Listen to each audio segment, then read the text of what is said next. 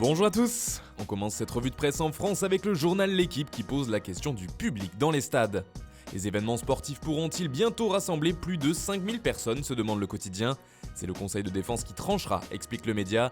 En attendant, la prudence est de mise. Autre dossier du jour dans les pages du Canard, celui de Victor Osimhen, l'attaquant du LOSC a finalement choisi Naples, malgré l'intérêt de l'Inter et de Liverpool. L'opération pourrait être officialisée d'ici jeudi avec une visite médicale attendue dans les prochaines heures. Selon l'équipe, Lille en demanderait 81 millions d'euros, un montant record pour eux comme pour le club italien, et une affaire bientôt réglée. Justement, on part dans la presse transalpine avec l'Inter qui jouait hier, et les hommes de Conte se sont imposés 3-1 après avoir été menés 1-0 contre le Torino. Ce mardi, le Corriere dello Sport fait dans le jeu de mots et titre Antonio Conte. L'Inter a assommé son adversaire, explique le quotidien italien, et s'accroche à la Lazio pour la deuxième place. En effet, les deux équipes sont à égalité de points après 32 journées. Du côté de la Gazzetta dello Sport, c'est plutôt l'attaquant du club lombard qui est mis en avant. Lautaro sert la deuxième place, placarde le journal sur sa une, Martinez ayant inscrit le troisième et dernier but de la rencontre. Enfin, pour Tuttosport, il y avait péno pour le Taureau. Autre information, la Juventus est proche d'un accord avec Paulo Dybala concernant une prolongation. Le joueur serait alors lié à la vieille dame jusqu'en 2025 et toucherait environ 10 millions d'euros par an. Il deviendrait également le premier ambassadeur du club. En Angleterre, c'est Manchester United qui jouait hier, et les places qualificatives pour la Ligue des Champions étaient également en jeu.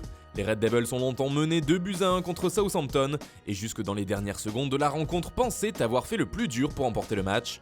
Rashford puis Martial ayant donné l'avantage à United, mais à la 96e minute, Michael Obafemi a arraché l'égalisation. Une énorme désillusion pour les Mancuniens comme le rapporte le Daily Star, car ils sont bloqués à 59 points, le même total que Leicester qui reste 4ème grâce à un meilleur goal average.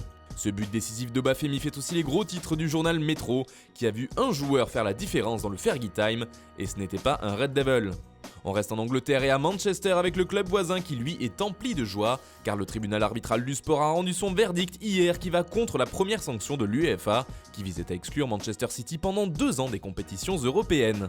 Et selon The Times, pour fêter cette décision, les Sky Blues devraient envoyer du lourd au prochain mercato. Le journal parle d'au moins 3 signatures souhaitées par le club mancunien.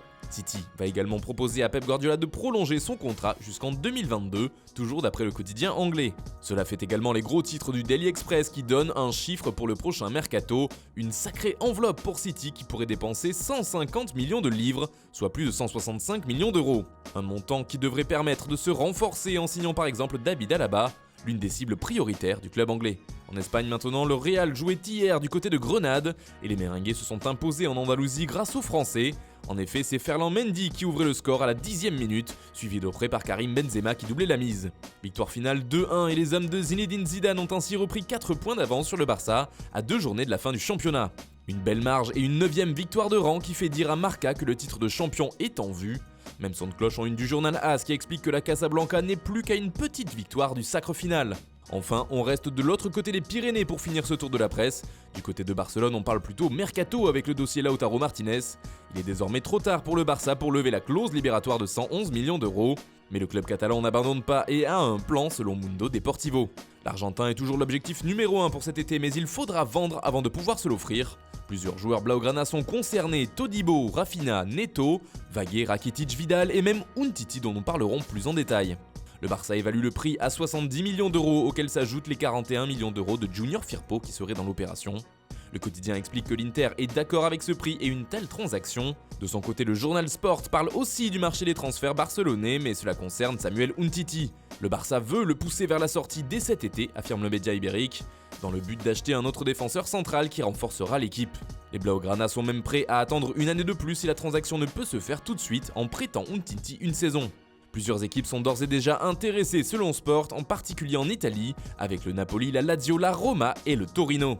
Voilà, c'est tout pour ce matin, bonne journée à tous, on se retrouve dès demain pour une nouvelle revue de presse sur Foot Mercato.